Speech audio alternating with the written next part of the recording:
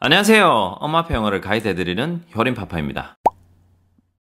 오늘 제가 다뤄볼 주제는 파닉스와 읽기 독립입니다. 사실 부모라면 이런 생각 많이 하지 않나요? 내 아이가 언제 읽을까? 언제 스스로 이렇게 책을 쭉 읽을까?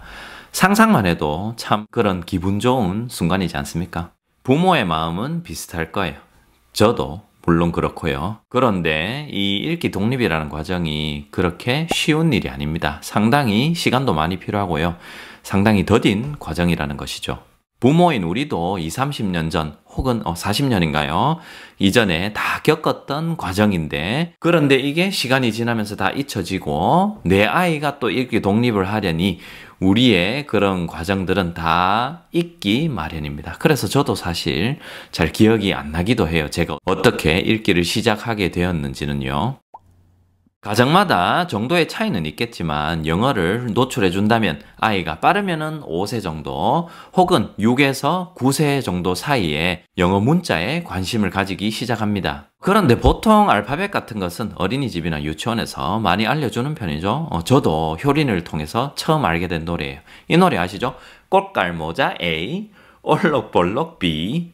이 노래 저는 아주 재밌고 좋더라고요. 그래서 이런 노래들을 여러 번 반복을 하면서, 그리고 유치원 혹은 어린이집에서 자연스럽게 알파벳을 배우게 됩니다. 가정에서 해도 되고요. 어린이집생님 감사합니다. 아무튼 알파벳을 어디에선가 어린이집이든 유치원이든 가정에서든 이렇게 접하게 되고, 그리고 시간이 지나다 보면은 때가 되면은 아이가 서서히 문자에 관심을 가지고 이렇게 엉뚱하게 읽으려는 시도도 하게 되고요.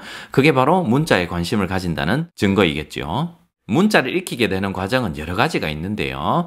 첫 번째는 통문자로 여러 번 많이 반복해서 읽다 보니까 저절로 문자를 익히게 된 케이스가 되겠죠. 아주 좋은 방식이고요. 그리고 사이트 워드라고 해서 책 혹은 일상에서 흔히 접할 수 있는 그런 단어들을 아이가 눈으로 찍어서 읽기를 시작하게 되는 그런 경우도 있고요. 또한 많이 활용하는 방식이기도 하죠. 이렇게 음가를 끊어서 읽는 cat 같으면 cat 이렇게 끊어서 읽기를 시작하는 방법도 있습니다. 어쨌든 여러 가지 방법들을 활용해서 이 세 가지 방법들을 보통은 복합적으로 활용을 해서 아이가 영어 읽기를 시작하게 되겠죠. 그렇게 해서 처음 영어 읽기를 시작하면은 당연히 완전하지 않죠. 영어는 소리와 알파벳 그 철자가 일치하지 않는 대표적인 언어이기 때문에 사실 처음에는 오류도 많고요, 실수도 많고요, 일반적인 규칙이 있으나 예외 사항도 많아서 생각보다 영어 읽기를 더디게 하는 것을 목격할 수 있습니다. 그렇게 해서 떠듬떠듬 읽기 시작하죠. 자, 문제는 이 시점에서 부모가 생각하는 아이의 읽기랑 아이가 실제로 경험하고 있는 읽기가 상당히 큰 거리가 있다는 것이죠. 부모는 생각합니다. 이제 내 아이가 읽기를 서서히 시작하는구나. 아주 반가우면서 이런 생각을 하기도 하죠. 이제 읽기를 시작했으니까 더 많이 연습을 시켜야 되겠다. 조금만 더 연습하면 되겠어. 아이는 느낍니다. 되네. 좀 어렵긴 하지만 그래도 이렇게 더듬더듬 하면 될 것 같아. 혹은 와, 어렵다. 그래도 뭔가 되긴 되는 것 같은데 좀 어렵다. 혹은 와, 어려워 죽겠는데 엄마가 자꾸 읽어라 카노.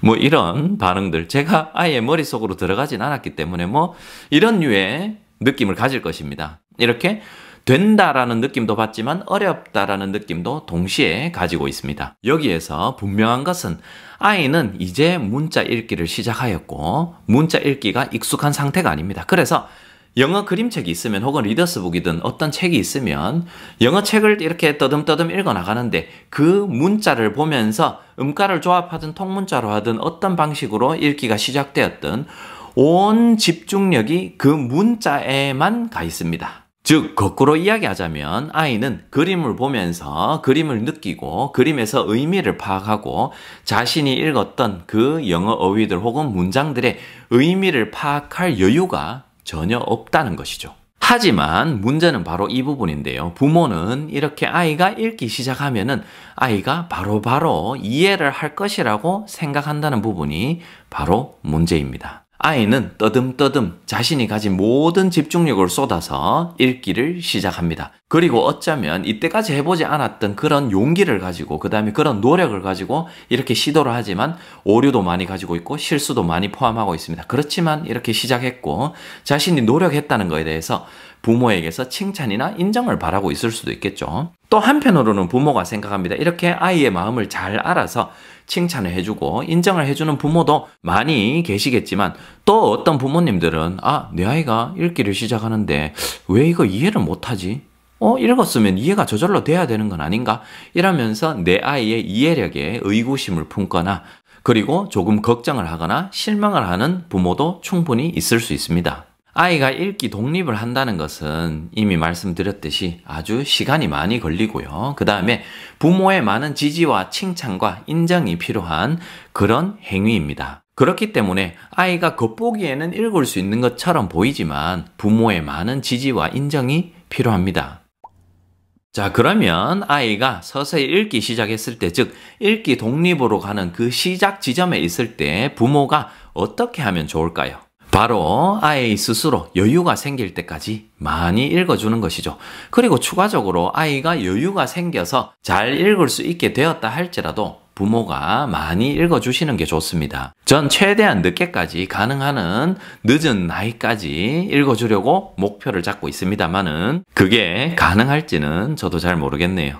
그래서 제가 말씀드리고 싶은 것은 아이가 조금씩 읽을 수 있게 됐다 할지라도 아이가 온전하게 의미를 파악하고 읽는 것이 아니라 문자 읽기 그 활동에 온 집중력을 쏟고 있기 때문에 부모가 여전히 많이 읽어주는 것이 필요하다는 것입니다. 부모가 읽어주면서 이렇게 읽는구나, 저렇게 읽는구나 이렇게 파악할 수 있고 거기에서 배울 수 있고요. 혹은 음원이나 영상들을 꾸준하게 많이 보여줘야지 소리에 익숙해져서 읽기도 훨씬 더 수월해지는 그런 효과를 가지고 올 수 있죠. 그리고 또 한 가지는요. 아이가 어릴 때 재미있게 봤던 그림책들, 글밥이 많지 않은 그림책들, 리더스북 중에서 재미있고 아이가 편하게 많이 봤던 책들, 이런 책들을 많이 활용하시면은 아이가 과거에 많이 보았던 책이고 흥미를 가지고 보았던 책이기 때문에 영어 자체에 대한 흥미를 계속 이어갈 수 있으며 본인이 이미 알고 있는 내용이라서 의미 파악이 어느 정도 되어 있기 때문에 의미를 머릿속에 지니고 문자 읽기 그 자체에 많이 집중을 할 수 있게 됩니다. 그러면서 자연스럽게 문자 읽기와 의미를 연결하는 그 연습이 이루어지게 됩니다. 그래서 아이가 문자 읽기를 시작했을 때는 아이가 평소에 부모가 많이 읽어주거나 혹은 들려주는 그런 책들보다는 약간 난이도를 낮춰서 과거에 많이 보았던 그런 책들을 활용하면은 아이가 훨씬 더 영어 문자 읽기를 하면서 의미를 파악하는 그런 연습들을 많이 할 수 있으니 그런 식으로 유도를 해보시기 바랍니다. 그 이유는 문자 읽기가 편한 책일수록 우리 머리 인지적으로 다른 어떤 활동을 할 여유가 많이 생기기 때문이죠. 아이가 문자 읽기를 시작해서 아이에게 책을 읽고 의미를 파악하라고 맡겨두는 것은 마치 운전면허증을 처음 따서 차선 변경을 자유자재로 하고 모든 주변 환경을 신경 쓰면서 운전을 능숙하게 하라고 강요하는 것과 마찬가지입니다. 운전면허 처음 따면 앞만 보잖아요. 다른 것을 할 여유가 없습니다. 자, 오늘도 효림파파였습니다. 오늘은 파닉스와 문자 읽기에 대해서 한번 알아보았습니다.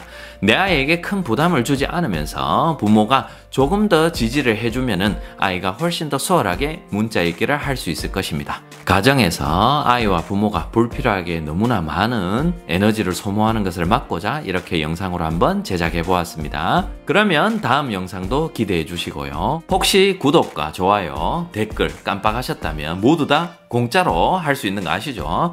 조금만 시간을 내셔서 하시면은 저에게 아주 큰 힘이 될 것 같습니다. 그럼 다음에 뵙겠습니다. 바이.